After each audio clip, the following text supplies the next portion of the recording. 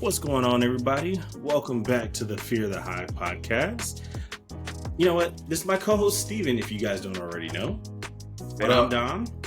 We just want to welcome you guys. Also, just real quick, if you could just go follow us on all social media platforms at Fear the Hive 1155 would be greatly appreciative. That's the hardest we're ever going to intro the show ever. You do know that, right? Oh, for sure. Set the bar for how hard the intro is. Hey, man, it's 2024. We got to give them something different. We got to switch it up a little bit. You know, give them a reason to come back, you know? Saying that. Oh, man. Well, I mean, that's a darn good start. I like what you did there. Look, I'm just trying to push the boundaries whenever I can, man. So, dude, so what's been good with you? You know, Martin Luther King was yesterday, so we were kind of off a little bit. And then today was kind of the first day of the work week, which means it's a short week.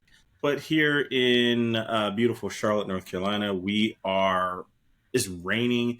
It's like super cold. Like, honestly, kind of makes a brother feel like he's going to call out one of these days. I mean, you could just work from home. We don't have a work from home policy.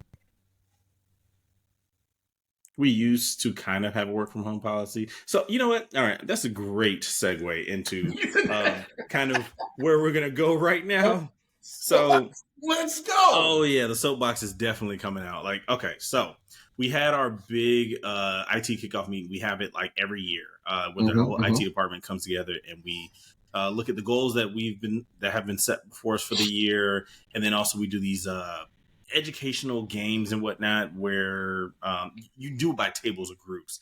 And one of the things that came up was hello. No, yes, get him. Thank you. Appreciate it. Text message. And close the door. Thank you. Wait a minute.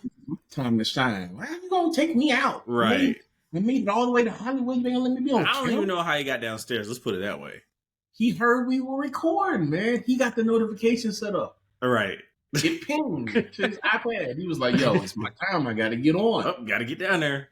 But yeah, so we did this activity where we kind of went around the tables and everybody put in like, you know, different thoughts of like how we could be better this year, the things that could be different, blah, blah, blah, so on and so forth, etc. And the thing that kept coming up was work from home. Everybody we didn't just work from home for like almost 3 years. Hey, man. No. I understand I understand where you're going with that. But to give you some backstory on that, for my job, we have essentially two sections. You have the service desk. I'm going to call them by the proper name now. Service desk, aka help desk. And then you also have engineering.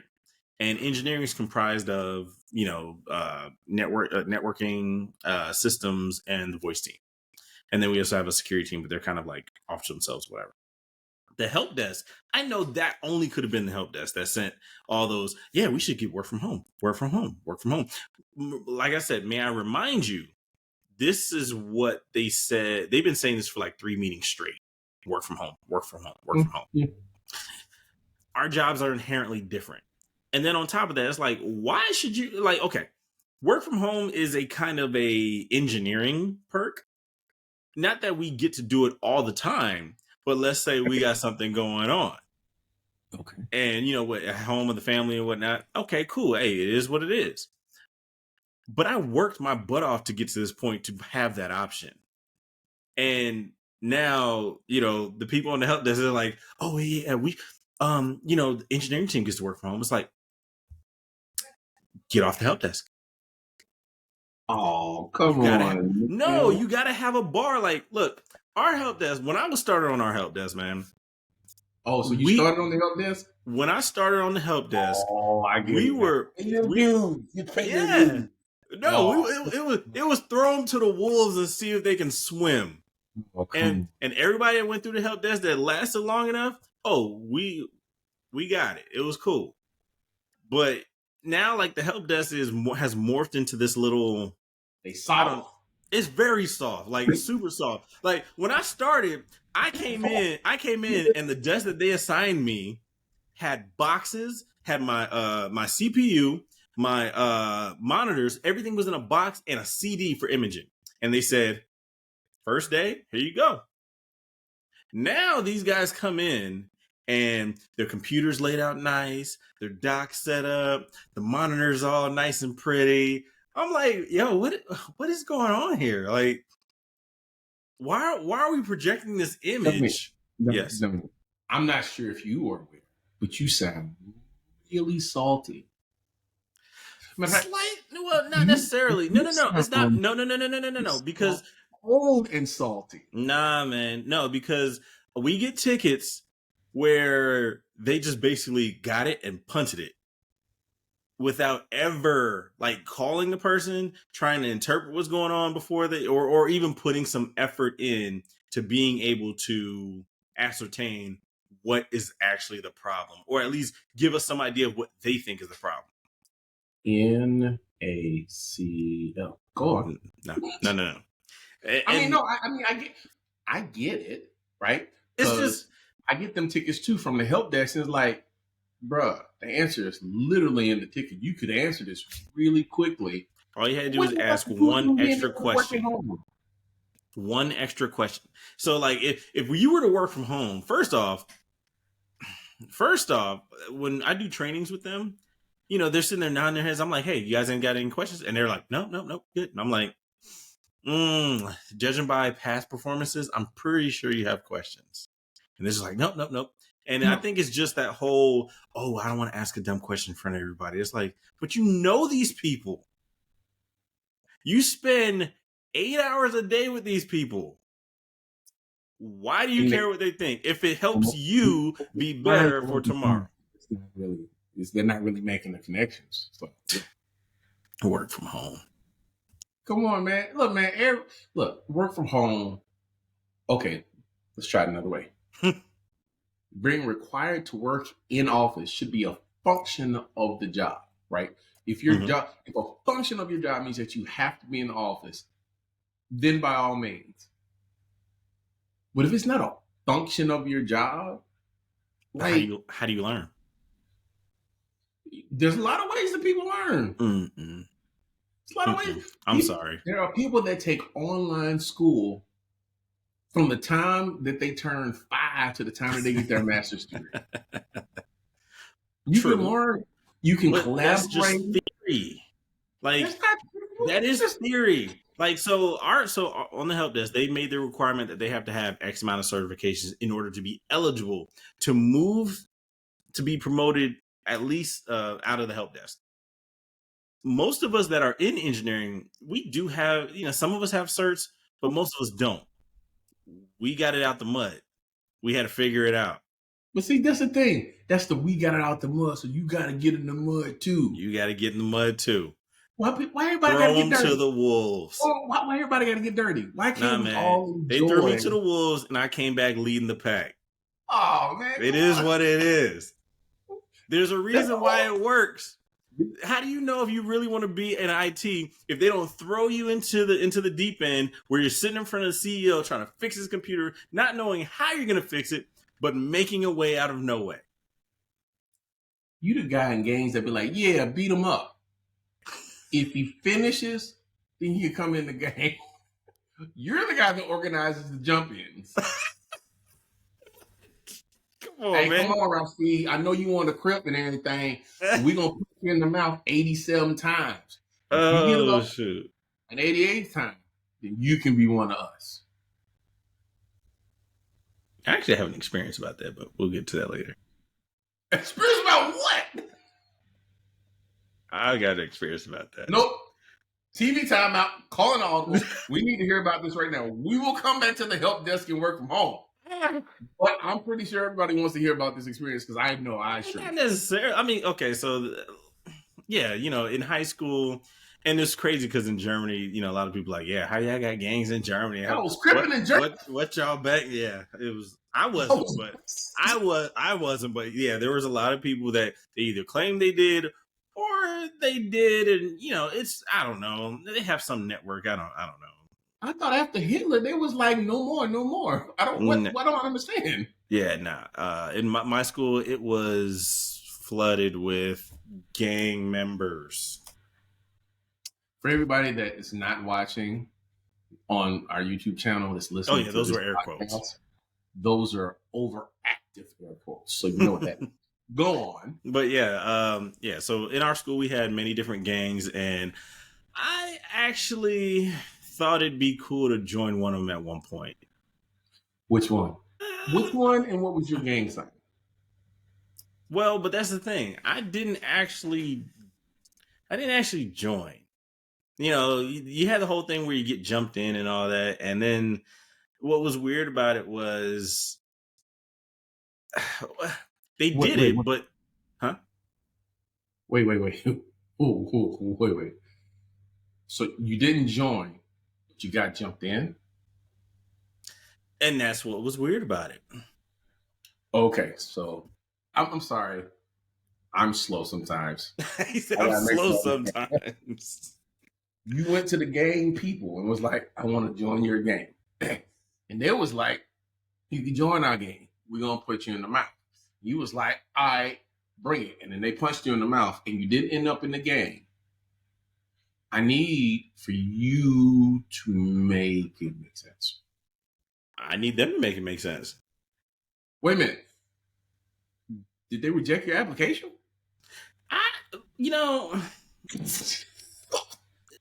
Did they look into your future and like, right? Yeah. They went and got to LexisNexis. That could have been that one. That could have been it. But two, I don't know. I don't know. The dude's name. Well, I'm not going to put the guy's name out there. But like, he was the older brother of one of my best friends at the time, and he was a cool dude. And I think that's what happened. He was just like, yo, I don't think he's that type. So he looked at y'all, all of y'all, and he was like, shooter, drug dealer, IT guy. He got to go. IT guy. Yeah, I was like in 9th or 10th grade, maybe.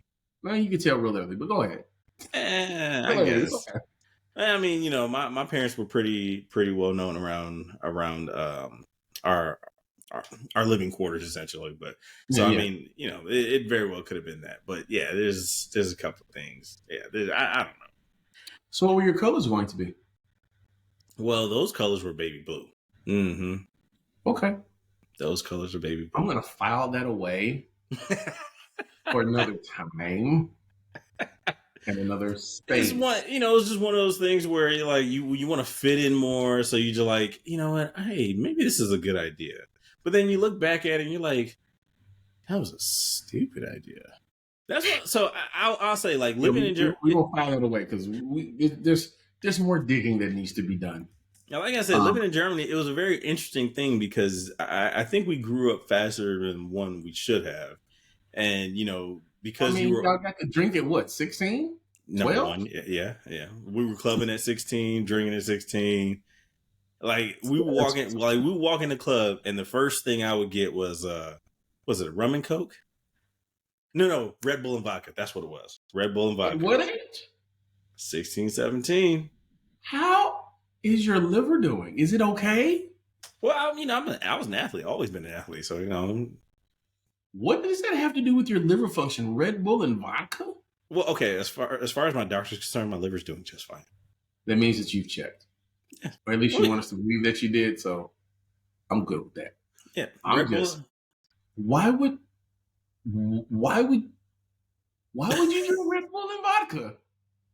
Because that's what we did. That's just what the drink was. There are other drinks, and there were other drinks. Okay, but yeah, Red Bull and vodka is where we would start. Then at some point, it's tequila shots. Then it was rum and coke, and that's probably rum and coke's probably finishing the night. Okay, we have to get off of this in a minute. But again, I'm slow. Let me make sure I understand. You said you would start the night with vodka and a Red Bull. Vodka being a white liquor. Yep. And Red Bull being the thing that keeps you up for 6 straight hours. Yep. A depressant and a stimulant mixed together. Absolutely. And then you said you would follow that up with a rum and coke. or like in the middle, like tequila shots, just to keep going. Neither which is a white liquor. And then you would finish it up with what? Rum and Coke. Bacardi and Coke, specifically. They should have let you in the game. That kind of thing, you were not afraid of death. I mean, we were kids. I mean, but we had, but like, so honestly, the atmosphere in clubbing over there, it was definitely like next level. Like, you would just be like, you're out there dancing, have a good time. It's inexplicable. Like, any of my friends that watch this podcast from Germany, please chime in. Steve needs to understand what it was like to go to Euro Palace. Steve understands that you drunk Red Bull first. That means you was drunk and you could not pass out. And then what would be crazy is like, we even leaving there at like 2-3 in the morning, we go drive, like, so everybody didn't stay like near each other, like living off base and whatnot. It was like drunk drove to take people home. Go on. I didn't say that. I said that. I said that so that you didn't have to. I didn't say it, but yeah. So yeah, we would take people home, which would be like 20-30 minutes away, and Man said we was living our best life: Red Bull and vodka, rum and Coke, whiskey and whatever, and then we're gonna drive 30 minutes to take people home. Yeah, and then. You would stop at a McDonald's on the way home, get like 4 or 5 cheeseburgers, pound those, and then go to sleep and wake up at like 8, 9 in the morning, and then head to like the base to go play basketball with the soldiers. I guess they do. I guess they do be living in Germany, because that's a phenomenal example of something that I cannot yet describe. It was an experience. It was let's put it this way: we were thrill seekers, and definitely. Did you find the thrills? Because you were looking pretty darn hard. We found plenty of thrills. I've got plenty of stories. This being one of them, so or a couple of them. There's plenty more. Just make sure I understand the nature of the stories. On a scale of 1 to 10, this story seems like a 4. Maybe. Ish. That means it's not a 4, which means there are more stories to tell people. Absolutely. There's plenty of stories. Back to the work from home bit. And the you darn kids get off my lawn that Dominique's doing right now. Yeah, no, it's just, it's just the fact that, to me, I don't know. I've been with my company almost 11 years, and I spent 2 years on the help desk and 2 years as an admin, and then the rest of the time that I've been there as an engineer. And like I said, it's just funny to see how where you come from has morphed. Like, everybody that was on the help desk with me, we've moved into leadership roles and senior roles and things of that nature. So like we're looked at as, oh, he's been here for 8 years, he's been here for 10 years, and blah blah. And it's just funny to see that when, other teammates are like, oh yeah, we want to work from home. And like, there's a lot of comparison. Like, one of the things is they split us up into 2 different buildings. So you have engineering in one building, help desk in another building. They used to be upset because we had our lights off, because we just worked throughout the day without our lights. They're like, well, they got their lights off. It's like, dude, like, I see why you're that way with them. You don't really like them because they sound like punks. Well, I don't like that about them, because I'm like, why are you gonna spoil it for everybody? Like, we get away with what we can get away with, you get away with what you get away with, and we don't say nothing about it. We just let it be. And we've been here longer. So listen, freaking fix the computers. Don't send us any tickets that have not been verified. Like, here's the thing. We get tickets that don't have an IP address or a host name for me to just remote into when the person was just on the phone with the customer, or they don't even give us a callback number. So now I got to go hunt down this callback number, and hope and pray these people respond in an email, or they respond through Teams, or I just turn to the voice people and be like, hey, I need James Johnson's direct line. Shouldn't have to do that, but you won't work from home. Again, work from home. I'm sorry, help desk is probably like the entry level. You know, It is. It's like the McDonald's of IT, right? So right. you're only gonna get so many really good employees. But you got to pay your dues. Now we do have like some good employees, even though they've all been promoted. So the rest of them. That's what I'm saying. You keep what you're saying is you can't work from home because you got to weed out the bad ones. And if you're not gonna pay your dues, there's no point of us giving. And then during the pandemic, during the pandemic when we were allowed to work from home, tell me why we had one person answer a WebEx call with no shirt on. Maybe he didn't know his camera was on. That's his excuse. And it's like, dude, as an IT person, you always assume your camera's on. Fired. If you don't know your camera's on and you're an IT person, fired. We don't need you here. You always assume. I don't like even today, even that it says save settings and camera does not start when I open up a meeting. I still assume that camera's going to be on. I assume that it's on until I get visual confirmation that it is off. Starting to feel like your disdain is well founded. So I apologize for besmirching your old manism. Besmirching your old manism. Goodness gracious. Hey man. What up? Switching subjects kind of abruptly. Yeah. Do you shave? Yes. So No. I'm sorry. Wrong question. Do you shave with like a razor? No. Is there any particular reason why?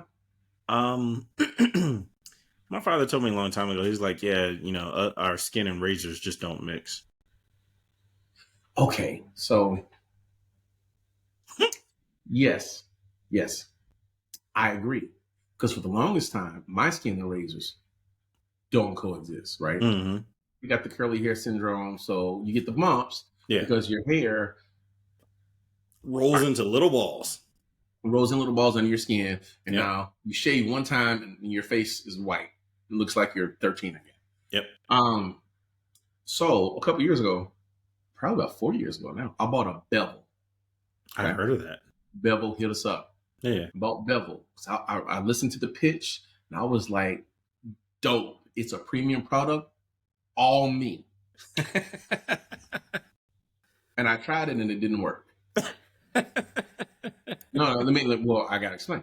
It didn't work, right? I tried it. It gave me the closest shave my face has ever seen. Mm-hmm. Like baby face. Like my wife was like, ooh, your face so smooth. I was like, yeah, I know. And then 3 days later, I had a freaking rumble strip all on my face and on my neck. Yep. So I kept the bevel, right? Because I tried it 2 or 3 times. It never worked the way that it was supposed to. What I've come to find out is use your freaking error, right? User error. No, seriously. So the bevel system is a straight edge, basically. Okay. Right? Like a razor blade it's the old time way that you should shave. Mm-hmm. And it's not like the new razors that have 3 or 4 different blades. It only has one. And that's Harry's. It's supposed to Harry's is like it's not a ripoff, but it's direct competition, a different audience. It's supposed to sit on your face, and it's supposed to slide down your face, and the razor is supposed to be so sharp that it cuts the hair at your skin. Mm-hmm. Okay.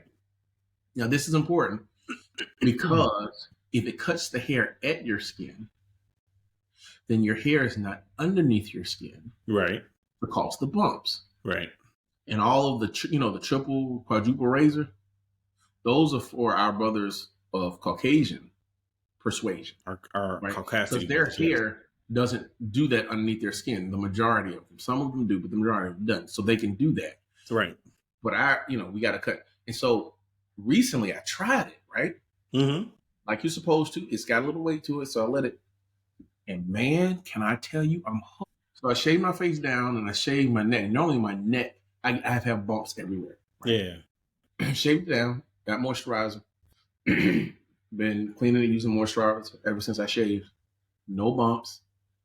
For 2-3 days, it was like baby soft. And I felt crisp and clean. Yeah, So that's I'm gonna try interesting. it again. I'm just afraid. I'm just afraid of cutting myself.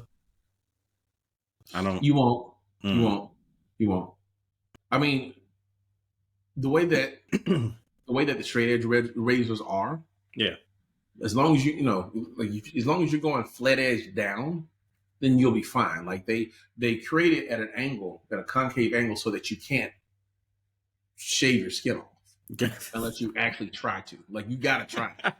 Or unless you go, instead of going flat face down, if you go flat face across, then you might cut yourself. Ooh. Because it's acting like a saw. Yeah. But Okay. nobody does Gotcha. that. Nobody does that. Nobody does Uh, that. But mm. yeah, it's definitely worth it. I was like, I'm gonna try it again. Yeah. I was like, oh my God.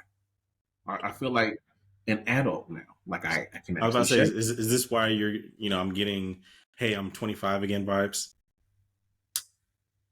First of all, there's a dispute as to whether I was ever 25. Because even when I was 25, I was not 25.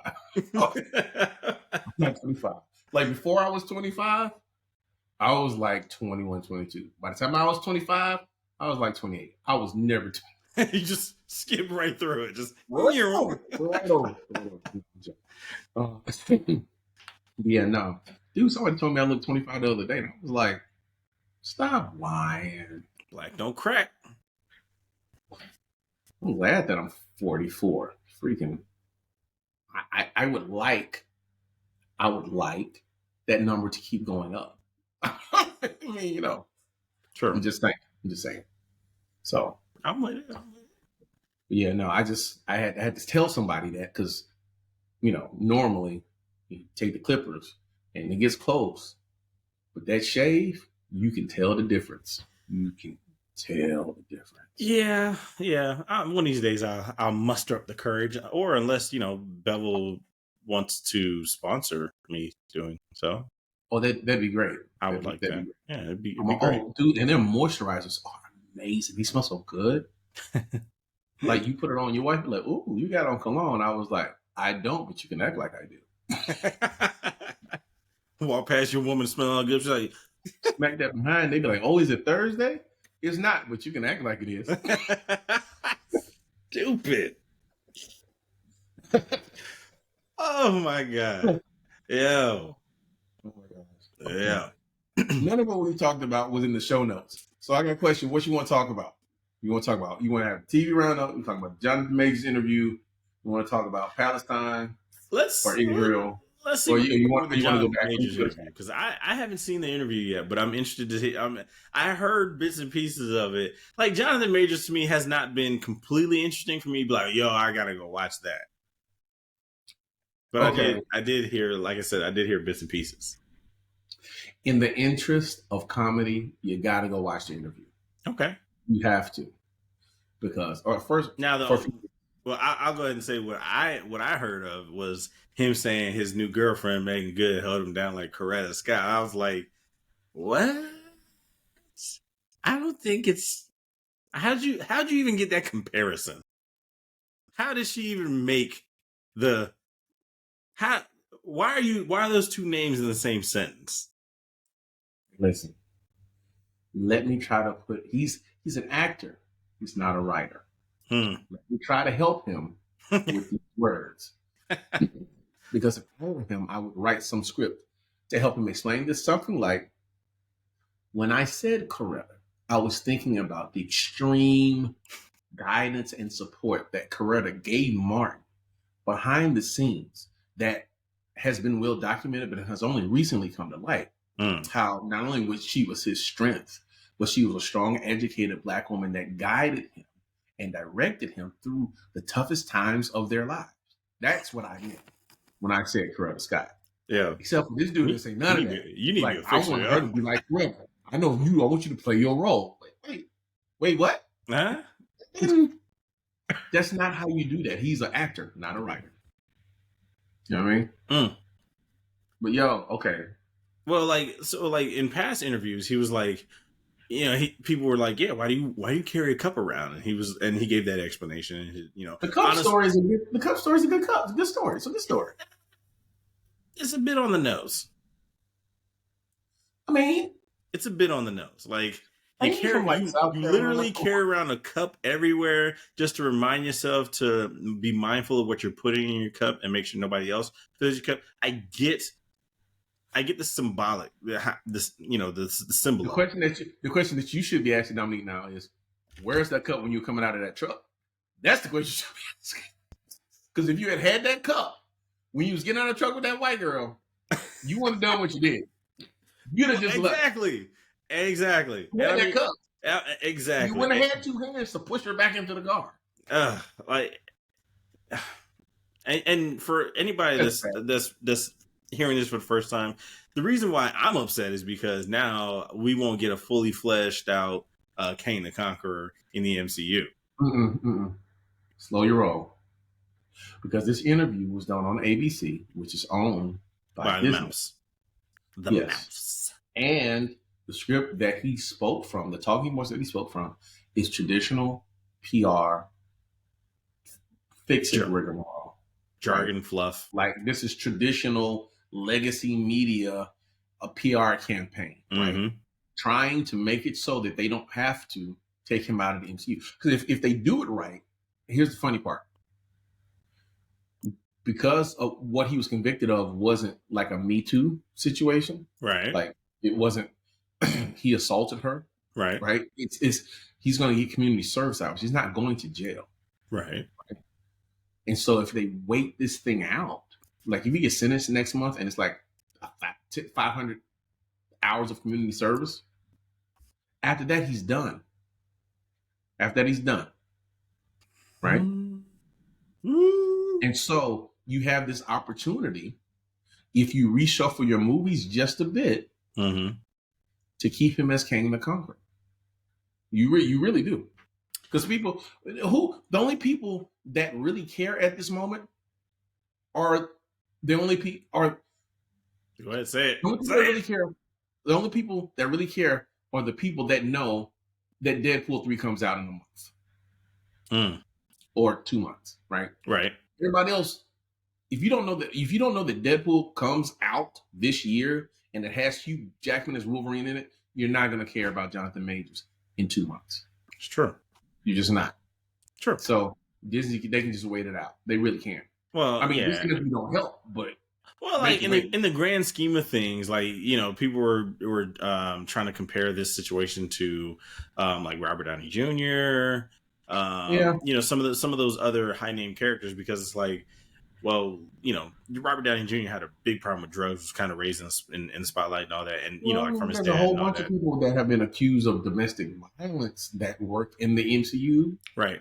Let me not say currently, but have worked in the MCU, right, and are still on the payroll. So, or even and then especially like what that Amber Heard thing, because Amber Heard was in Aquaman, and everybody's up in arms. I'm just like, look. As a person, like, I get it. Not everybody's perfect. Let's not keep like, my issue is let's stop portraying people as if everybody is perfect.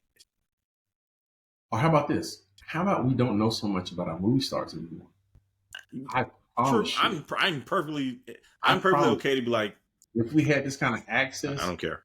Back in the late 70s, early 80s, there would never be any movies. Man, they got an interview with freaking Sean Connery talking with Diane Sawyer. Sean Connery is explaining how he smacks his women around when they get too mouthy and disagreeable. On national television, which means that he's done this before and in private. Absolutely. When nobody knows and nobody knew, and unless you saw that interview when it happened, because there was no streaming, there was no YouTube, there was no replays, and you would not have known unless you read the paper. The night after that, you would not have known. Right. And Sean Connery, legend. Right. I am Sean Connery. Yeah, legend. Right. And he ain't the only one. So let's not act like these actors are some paragon of morality. I really do wish we didn't have this much access to them, because I'm just like, look, guys, you got worse things happening. Like, your neighbor's probably beating his wife right now. Like, heaven forbid, but I'm just saying, you don't know what's going on. Yeah, and this story, you know what I listened to the interview a little bit early today, right? Because I wanted to refresh myself before we talked about it. And we're not really going to talk about it a lot because we 35 minutes in. But the thing that I got from it is Jonathan Majors has no game. Let me tell you why. I say Jonathan Majors has no game. All of this started when he got a text message from a female saying she wishes she could be kissing him right now. That's what immediately preceded the altercation where the girl tried to get his phone, took it out of his hand, and he took it back, and it started, right? He takes like his phone out of her hand, you can't see my phone. I'm going to get out the car. No, I'm going to get out with you. I'm going to put you back in the car. Yep. Him putting her back in the car is what they convicted him of because he did it a little too rough and all that good stuff. I'm sorry. I know real Negroes that can get out of that 100 different ways. Yeah. Well, also at the same time, if you guys with no game ever find yourself in that situation, just get in the car and leave her. I'm sorry, what? Huh? I'm sorry, what? wait. Say it again. At very least, if she got out the car and she wants to sit outside the car, get your behind back in the car and drive off. She get out of the car, spin the block, and get in the car while she's chasing you and just leave. That's way number 98. I mean, at very least, walk away. Get away from the situation as fast as possible. What happened to, I don't know this woman. Well, why does she have your number? Because I'm Jonathan Majors. Why would she have your number if you're Jonathan Majors? Because this is my public telephone line. Why do you have a public telephone line? Because people call me that I don't know sometimes. But she's not calling. Well, like, other people call you. Who's she? I have no idea. Wait, Steve, I just lost audio. What? What? Huh? You lost my audio. Can you hear me now? Hold on. Uh-oh. You can still hear me. Yeah, I can hear you. Can you hear me? I can't hear you. You can't hear. Oh, wait. How about now? No, nope. Yeah, I can't hear you. What about now? You know what? Let me. That's weird because I can see that you're talking, but hold on. I'm gonna stop it real quick. Sorry, we are back. Small, minor technical difficulty, but we are back. Difficulties. Yeah, gotta love it. Gotta love it. But gotta love it. No. We were squarely talking about the fact that Jonathan Majors has no game because there are literally 100 ways you can get out of that situation without having to assault your girlfriend. Oh, yeah. I mean, yeah, you didn't have to put your hands on her whatsoever at all. I mean, you could have just said it wasn't me. You could have said that and take the shaggy route. What? She's gonna get mad. Oh yeah. But I mean, you just deny it. I didn't do it. I mean, or you just be like, yeah, I know her. Just keep it moving. Like there's literally 100 different ways you get around that. I mean, look, I know her, but I'm here with you right now. You didn't want to be with the girl. Clearly, you did not want to be with your girlfriend. I'm here with you right now. Why would I be thinking about her if I'm here with you right now under the stars? No, that's too much. I'm here with you right now. That's it. What you want to do? Like, what? You want me to take you home? I don't know her. I'm here with you right now. What we can either continue on right now, or I can take you home. You got to make a decision, and I go with her. Like whatever. What you either you embrace the crazy that you feeling, or you get rid of it. That's it. True. And she wants to embrace the crazy. That is what it is. You ain't gotta. Yep. Why would you back and forth with a woman over that you didn't want to agree with?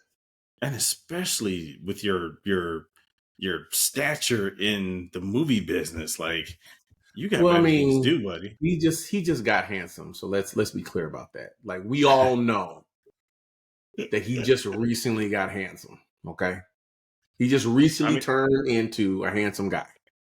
So I would understand his lack of experience in these matters, but come on, you gotta. With that interview, he said he knew he should have just broke up with her. I'm like, so you knew, and you still got arrested, bruh. Hey, still did. If I knew I didn't want to be with this girl, and another girl texts me, I wish I was kissing you right now. I just called that other girl back while the girls are in the car. But hey, yo, I gotta make a stop real quick. Hey, yo, I gotta make it. Stay in the car. Stay in the car. I'll be back. I'll be back in 10 minutes. Yeah. I can't go there with you. Nah. Or I gotta drop you off. I got other places to be. No, not even. I got other places to be. I got to drop you off. Matter of fact, you know what he should have done?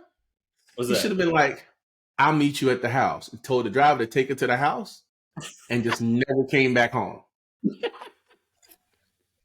You send movers to move the stuff.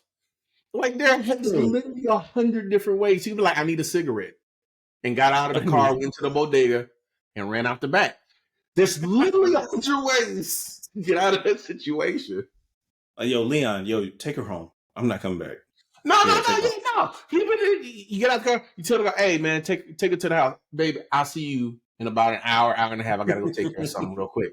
And just never come back. Like, so what you're saying is that interview didn't work. It depends on how old you are. Or how if you're above 55, it probably will make you forget. If you're between 25 and 50, you're just probably laughing your tail off, right? Now I gotta go watch this thing. It's a very good possibility that everybody under 30 didn't watch the interview. You want to know why? Because if you're under 30, you don't watch Good Morning America. I sure don't. That's why I was like, oh, okay. And you're not going to Google it. Not in the same week that Cat Williams came out. Not in the same week. And you know what? That's what Jason Whitlock. That's what overshadowed it. Like, yo, not in the same week of the college football championship in the beginning of the NFL playoffs. Nobody's watching this interview. I'm not. The only reason cares. I was watching it is because you're 44. First of all, I'm 44. And I wanted to see the interview. I wanted to see whether or not he was going to do what stars used to do back in the 90s when they got into trouble. They come on and they act in front of the camera and hope everybody forget, which is exactly what he did. Yep. Here's the other thing, Dominique. Then we got to move. What's up? You're supposed to be an actor, homeboy. You can't act like this ain't your girl. All I'm saying is you're supposed to be a thespian. And you can't trick this woman into thinking that right now is not the right time to blow up at you. Come on, man. All his roles are no longer as believable as they were. If you couldn't have this simple acting job, okay. Do you know how many times Tom Cruise has said, or Leonardo DiCaprio, or Michael B. Jordan was like, "It wasn't me." Yeah. And just kept it pushing. Method acting. It wasn't me. It wasn't me. Like, make us believe it wasn't you, and maybe, perception is reality. At least for her in the moment. Right. Anyhow, I don't know.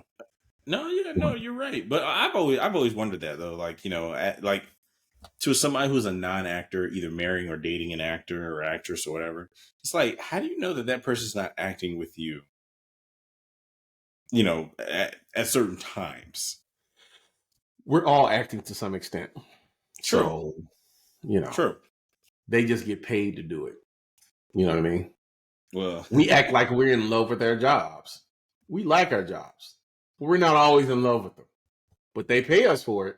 They just get paid more money to do what they do. Well, a salary is nothing but it's to deter you from your dreams. So hard left, but okay. No, it's not a hard left. I mean, the salaries. It's the poison. For a minute. It's the poison that they give you for you to forget your dreams. This money they paying me is just keep me from getting out there and trying with all my might to make my dreams come true. And I'm going to accept it now. Because the person that either started or is running the company was in that same position, and they built the company and their dreams, and now you're working for somebody helping them with their dream. I'm just saying. Message. Okay. Don't know what to do with that one. So I'm going to take another hard left. Ask him, did you hear about what recently happened to Diddy? Happened today. Oh gosh. So you you used to drink Ciroc, didn't you? I was never a Ciroc person. Really? Me neither. I was never a Ciroc person. Well, Diddy was a Ciroc person, and now he's no longer a Ciroc person. Oh, they dropped him? They bought him out. They was like, no. Oh no. Oh no. Matter of fact, well, how much was the payday? We don't know yet. They didn't just buy him out of Ciroc. They bought him out of all of his liquor brands, right? Because he had Ciroc, he had another one, and then he had like a wine, all under the same parent company. They bought him out of all of that. It was like no longer associated. Ooh. Well, so I'm interested on how much they bought him out for. But also that's the stake that was kind of propping up his billions. Yeah, and I mean, I don't think he got like a 20% comp on it or anything, right? Because in the situation, I'm pretty sure the negotiations were more along the lines of fair market value. So he probably still is considered a billionaire. But he ain't as rich as he was yesterday. I'll tell you right there. Yeah, I don't know. I don't know how these guys do it. Like, oh yeah, I've got all this money. It's like you got all this money, and then one day, it all, a chunk of your net worth is gone. You're just like, it'd be all right. I mean, once your net worth is above a certain amount of money, losing 25% of what you are worth, it hurts. It hurts. But not like us. I mean, right, yeah. 25% of my check. Mama, what I'm about to say is completely nonsensical. I would never do a thing like this. This is me just spitballing in the air. But if you reduce my check by 25%, somebody's getting robbed. I'm sorry. Sorry. Yeah. It's a trickle down effect. So the money's got to come from somewhere. That's all I'm saying. No, I'm joking. But yeah, you take $200 million away from Diddy. He still got $580 million. He gonna be all right. Oh yeah, absolutely. That's why I don't necessarily feel sorry for a lot of these people who like lose a bunch of money or anything like that. I'm like, you still have money. Yeah, I do feel sorry for Black women in theater and movies, though, right? Because you saw Taraji's meltdown. I ain't gonna call it a meltdown. It wasn't a full meltdown, but it was. Yeah, it was a tearful plea for equality in Hollywood. Like, I didn't know she didn't make that much. You know what I mean? I mean, yeah, I feel for her. Also, I will say, devil's advocate, I did see a post where somebody was like, "Well, I mean, she's still worth like $12 million." They'd be like saying, "Steve, are you okay with your coworker? Same department, same experience, but he's making $300K," and I'd be like, "Hell no, we're not cool. I don't even like you no more now. Matter of fact, I don't like you for asking me." I mean, yeah, I get it, but I mean, at the same time, like Taraji, it's like, well, I get what you're saying. See, the funny part is she might be, let's say she's worth $12 million, right? Worth $12 million, right? Yeah, we don't know how that's calculated at times. Well, they have an idea of how that's calculated, right? Your current income levels, your holdings, what would be your retirement? Right. I mean, it's off. It can be off by 30% either way it goes, from what I understand of network calculations. But either way it goes, she's an Academy Award winner. True.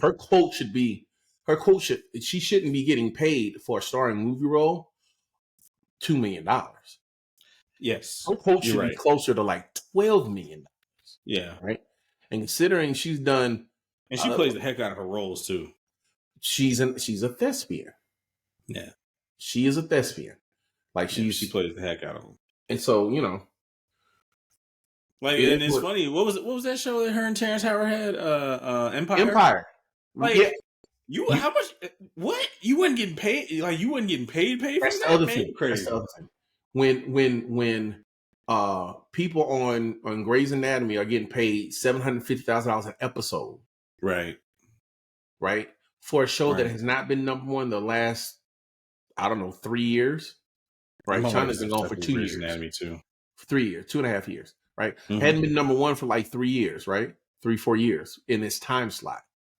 But she was on the number one hit show. She was the lead in that show on Fox and brought new viewers to that show, right? Mm-hmm. Still wasn't making half of that. Yeah, that's crazy.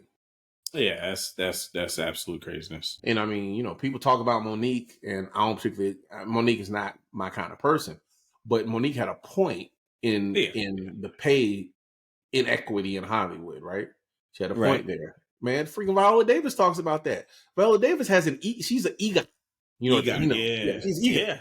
Emmy, Grammy, Oscar, and Tony. She didn't get her $12 to $15 million quote. And after playing How to Get Away with Murder and all that, like, come on. I mean, she got paid for How to Get Away with Murder. I'm talking about movie quotes though. Like, she got paid for that. Yeah, she got paid for that. But the reason why she got paid for that is because a black woman was writing the show. She was a showrunner.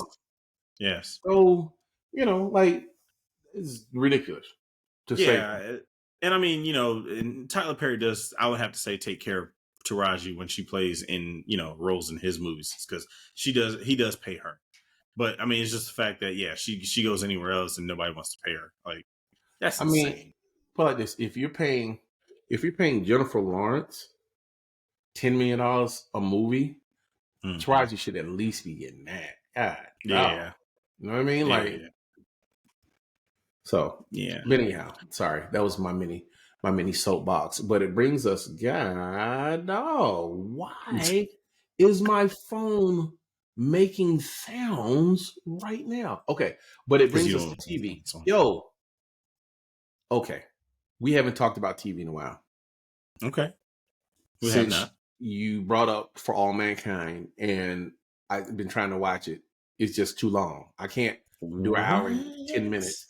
Okay, so Dominic, you got to understand. You have to understand that For All Mankind is a full hour and 5 hour and 10 minutes every time you watch it.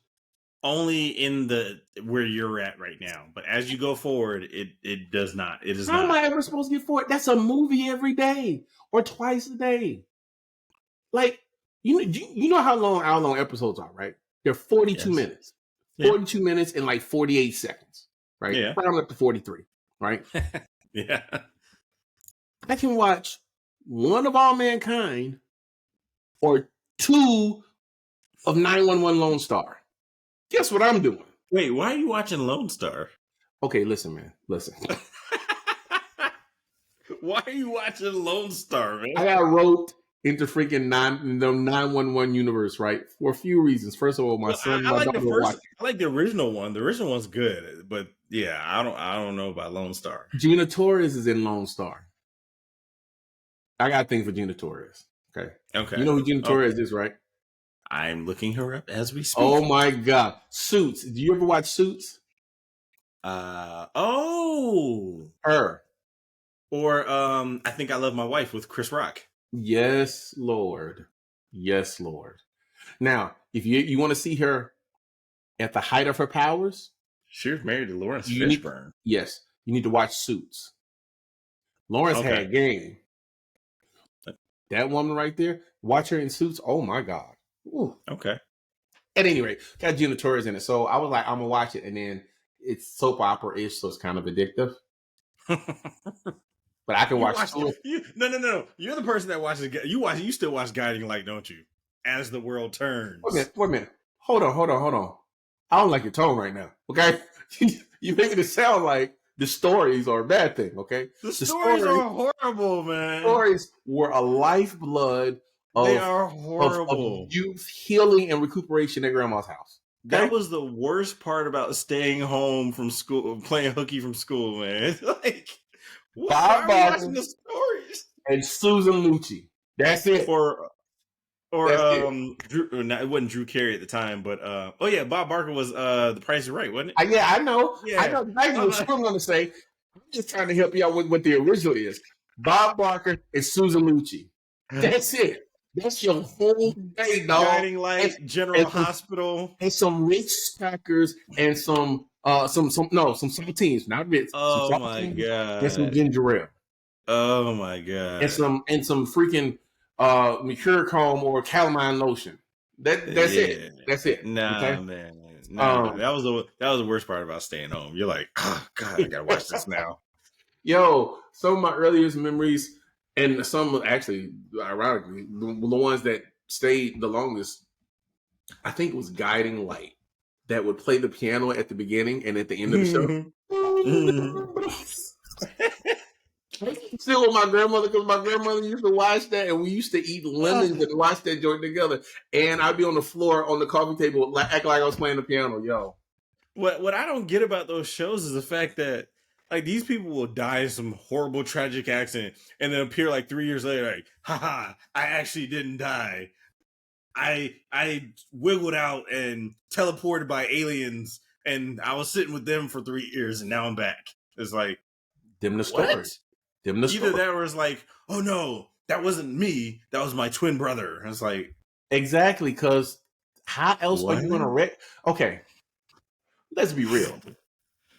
The first genre to ever retcon were the stories, because they retcon every 2 years. Negroes that got shot, assassinated, blown up, flipped up, fell down the well, always found a way to get written back into the story.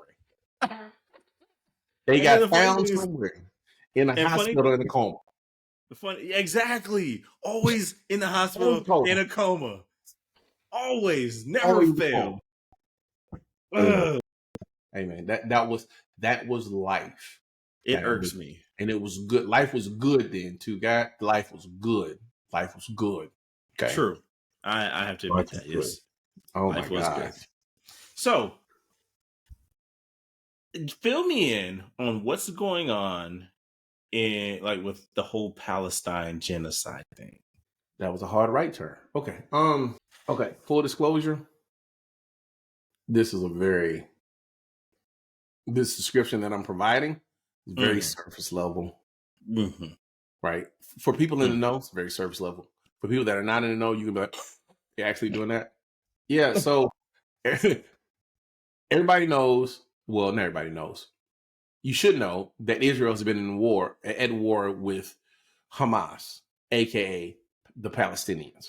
Okay, Hamas. Yep. And I apologize. Not aka.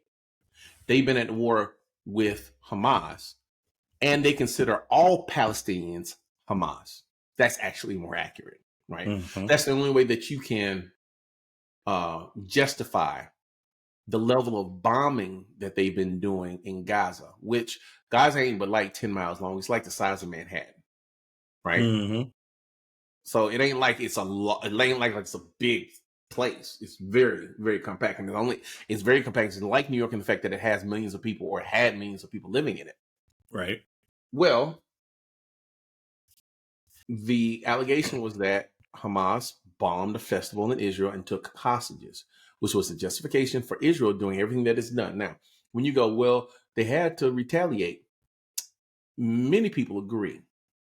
But retaliation is not what they've done. Okay. Mm-hmm. So let's be clear. First things first, they bombed the crap out of Gaza. Now, you go, well, I mean, how much is the crap? Okay. You remember at the height of our war with Iraq and Afghanistan? Yeah. And how they were saying we were dropping 50 bombs a day? Yeah. In Afghanistan and in Iraq, right? Yeah. Iraq being a very large country, right? Oh, sure. Israel's dropping 50 bombs a day in a 6-mile stretch called Gaza. Well, now, to most people, like when you're in some place that's densely populated like Gaza, that's horrible because you're not getting just the people that's involved. That's men, women, and children that just living their lives. And let's be clear, the number that I'm giving you is not the accurate number. It's just an approximation to let you understand. And it's probably on the low side. Well, to let you understand that it is the same amount of numbers that the U.S. was dropping at the height of its war with Iraq. Israel's dropping that in Gaza right now. They're literally bombing the life out of Gaza. They're flattening the entire earth, right? Mm-hmm. But even if that wasn't the case, they're using all of these bombs are our bombs, by the way, right? Yes. We sell them, give them to Israel. Bombs that we're not using just to justify the propaganda and the military industrial complex. Military industrial complex and them raising how much money they get and all that. So yeah, they did that, and they're still doing that even as we speak. Right. Matter of fact, from what I understand, early today, which would be evening over there, they bombed the last functional hospital in Gaza. Right. There were 4 hospitals functioning. They destroyed 3 of them. Right. They claimed that underneath those hospitals were tunnels for Hamas. So they blew up the hospitals and blew up the tunnels and flooded the tunnels with water.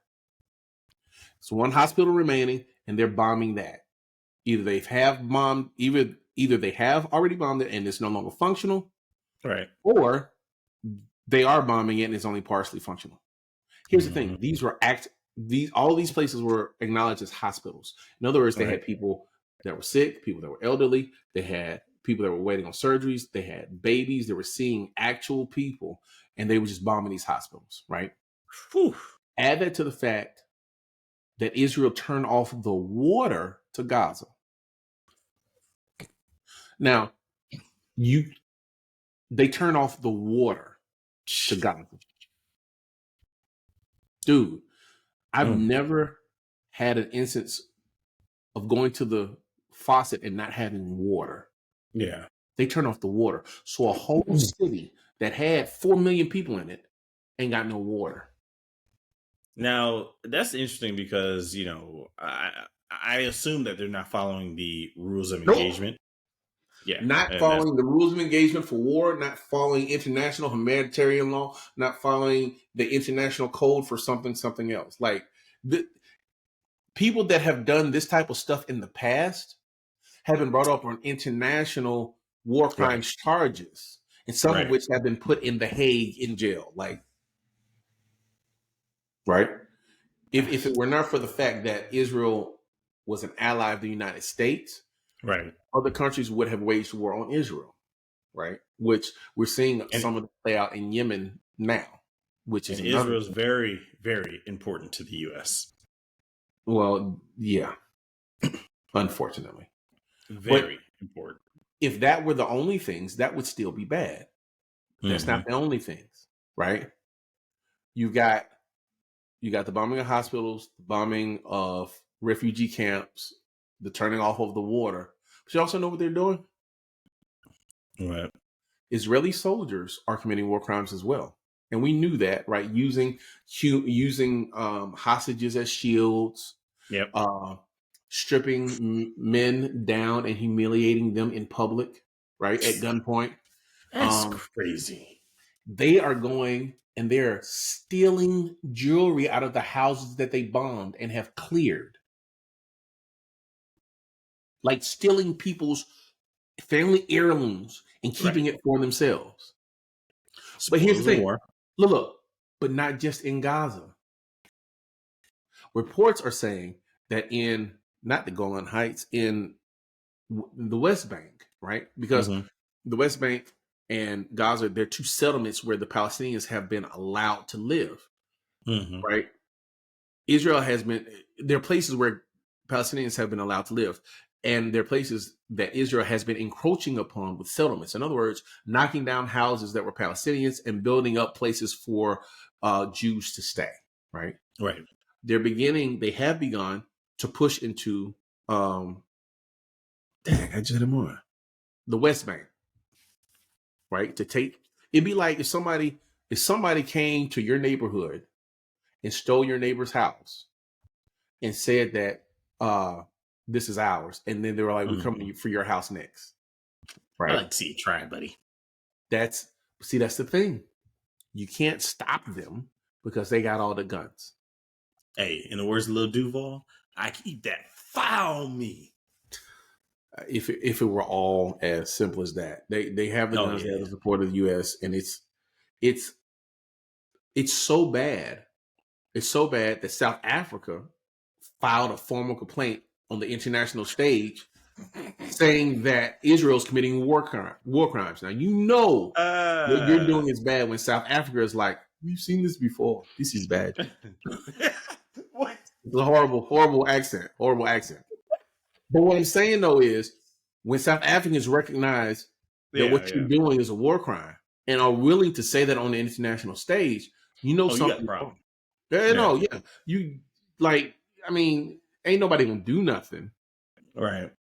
But, if popular sentiment ever turns, or if you get legislators or a president that has a spine about these things and can engineer a ally in the Middle East that is not Israel, thereby weakening their hold over U.S. policy, then we'll be fine.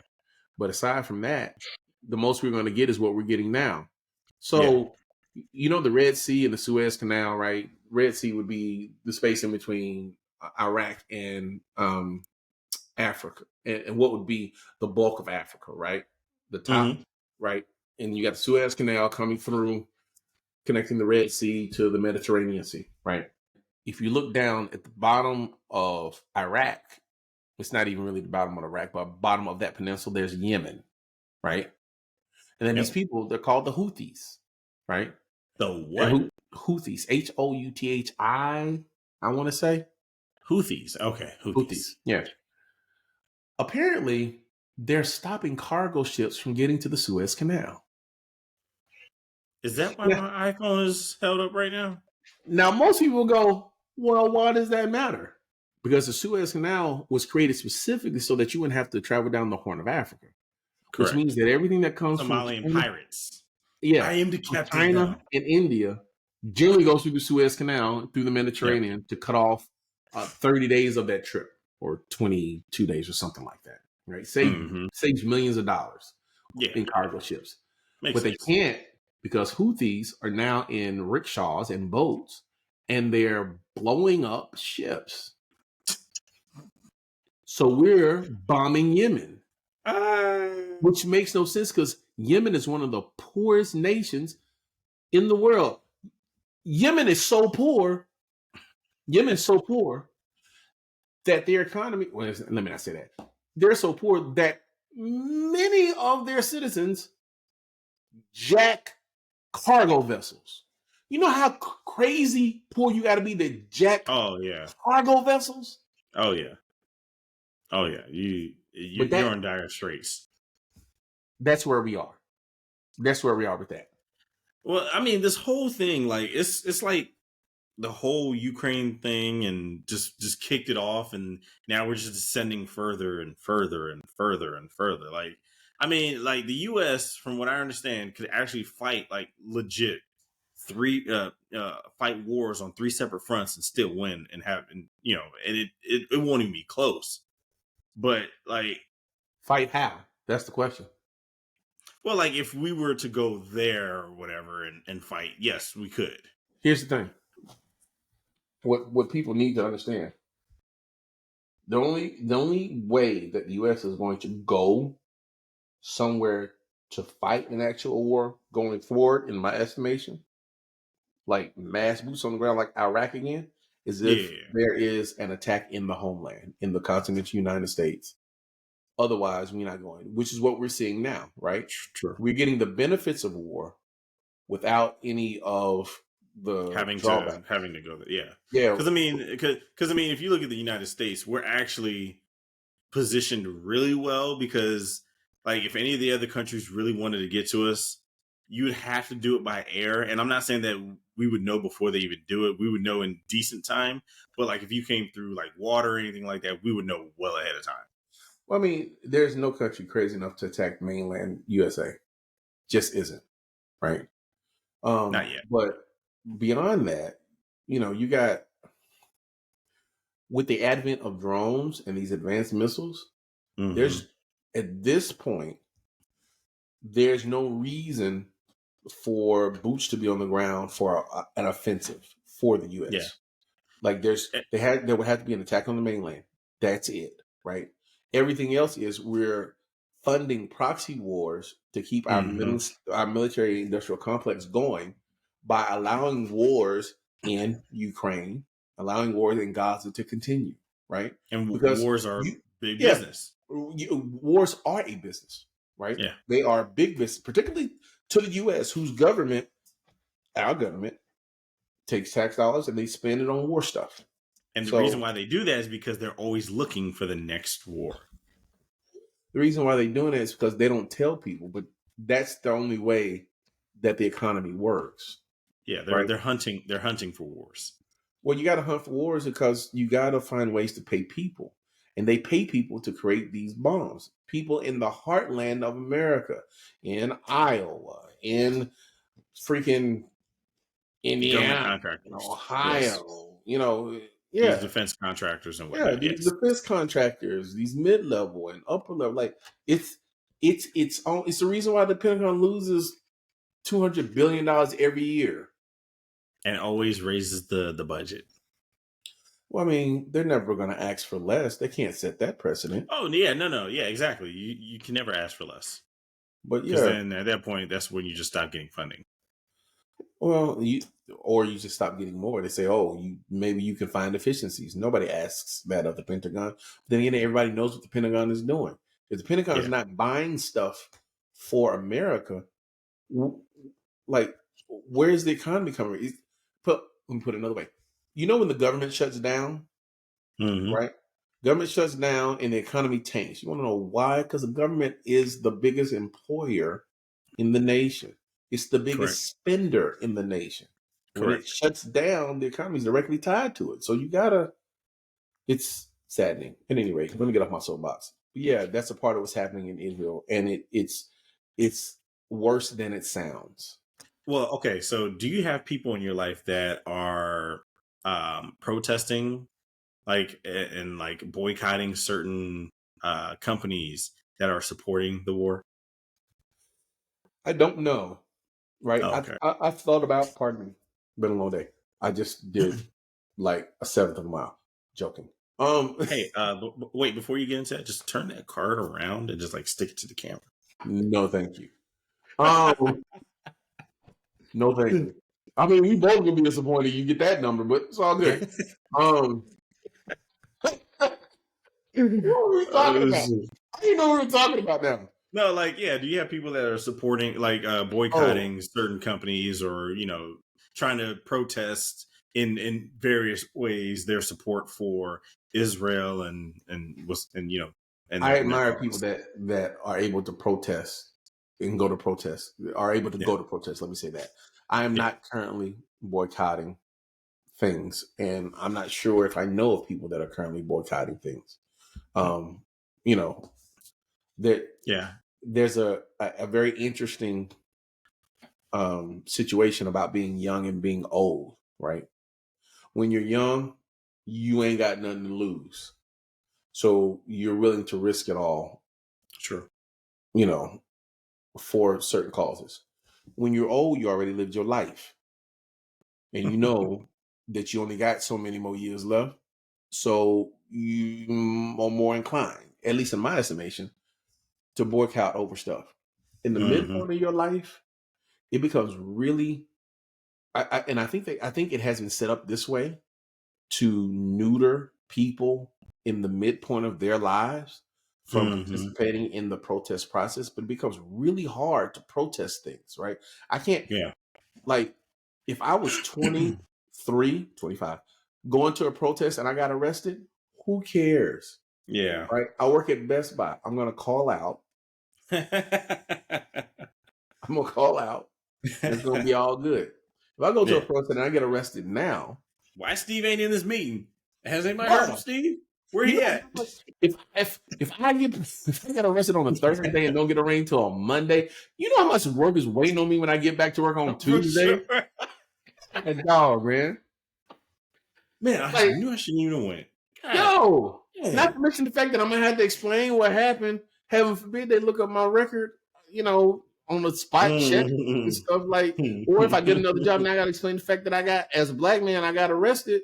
Like, it's not set up for that. You know what I mean? Yeah, for sure. I come back on Tuesday and I got 500 emails. I've got friends that are doing that, like they're boycotting like Starbucks, McDonald's, and some of the other ones like that, and because of they're indirectly supporting what's going on, and I'm like, man, good luck, because I'm like, I'm not here to shame people that boycott. I'm not here to shame people that don't. Yeah, and two of them went to the protest in DC this past weekend, which did not get any coverage on the news.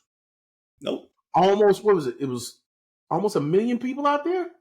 Yeah, it's quite a few people. 1 million people. Like, this one of the larger protests on DC. Well, no news coverage. But here's the other. Well, here's the other thing. It was because the NFL was, the Super Wild Card weekend. That has nothing to do with mainline like media covering a protest in DC. Generally, protests in DC are covered, right? Right. Even seeing, like, you're supposed to have that. It's a problem I have with the news media now. Like, it's a whole new soapbox, but we're not getting the news anymore. No, we're getting what they want to feel. All news is entertainment based for 85% of the time that they're on the airways. So we're not getting the news anymore. So we don't know much of anything, right? The fact that there were 1 million people protesting in DC and nobody talked about it on the news, right? That's sad, right? But that's telling. But yeah, I mean, people are boycotting. I'm boycotting Starbucks and McDonald's. Did you ever? I ain't got no money. That's why I'm boycotting. You're forcibly boycotting. I mean, I'm boycotting them because of the other thing too. You're circumstantially boycotting. So, I mean, and I get it. My only problem is, how deep are you trying to go down the boycott? Yeah, no, exactly. Yeah. You know what I mean? Like, 100%.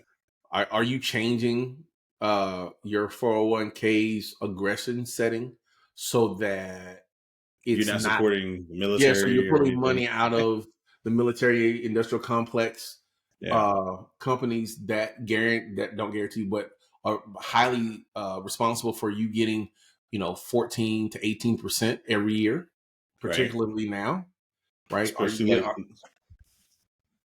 like net, huh? I said exactly, yeah. Like, yeah, especially like NASDAQ and the rest of them. It's like the Dow. Like, because if you want to be real about it, if you really want to hurt them, take your money out of them. Go through and change your 401k, your IRA settings. Determine companies that your money cannot be invested in. That is a way to do it, right? I'm not saying it's the best way, or you'd be shocked to see, that you're supporting them in more ways than you think. Man, look, I got a mouthful about 6 years ago. I was talking about boycotting. 6 years ago, 7 years ago, I was talking about boycotting, and man was like, "Man, you got the same 401k setting I got, man. Shut up." It was a friend of mine at work. He was a white guy, and I was talking about boycotting. He was like, "Shut up." I was like, "What are you talking about?" It's like, have you ever looked at the companies? It's like, why gotta look at them for? Because all of my 401k dollars, but not all of them. I mean, it's diversified, but it was one of the top contributors. Like, I got 50 companies in there, right? Yeah. This one company that I had in this index that this guy found for me, which got me 20% that year. Yeah. Heavily invested in the military industrial complex. And you come to find out that it's invested not just in housing convicted persons, but in the contracts to feed them, the clothes to clothe them, the telecommunications that. Last thing we are close. Did you know that when you're in jail, it's like $7 a minute to make a phone call? $7 a minute? Bruh. God. Think about that for a minute. You know how many cigarettes you gotta smuggle for $7 a minute? Think about that for a minute, though. Oh my God! I ain't paid by a minute for something in 2 decades. Yeah, that's no wonder they're begging people to put money on their books for $7 a minute. I mean, okay, $7 is probably a slight exaggeration, but still, even if it's slight. Even if it's right. 4, that's a right? lot. Even if it's 4, and I happen to know it's not 4; it's more than 4. But even if it is 4, you know how cheap a landline is? Oh, $12, and they'll give you as many cheap. landlines in your house as you want, and you can call it as many people as you want for as long as you want. So they're making $3. They're making on $4 a minute. They're making $3.25 a minute. One, yep, that they are. Yep. And so he was like, "You ever thought about that?" And I was like, "Well, I'm going to shut up now, because clearly, I'm still with the boycott. I'm just going to be very specific about how I word this, because I mean, people love to call you a hypocrite when you don't know stuff, right? Yep. Like the thing that you're boycotting isn't a real thing. Like it doesn't need to have the attention brought to it. Like it doesn't need to end. But you still are responsible for actions surrounding the things that you do support, and you got to be clear about what you do support. You know, with your money and etc. Anyhow, yes, you do. Yes, you do. That's exactly right. Exactly right. We didn't even get the Kunica. We got to close it. We didn't even get the Kunica. That's what I call. Yeah, I was looking at that. That's what I call it a little bit earlier. You want to know why I call him Kunica? Why? Because Monica is called Gunica, and she's a goon. But I'm calling him Kunica because he's a coon. I don't use that word lightly. He's a very loathsome individual.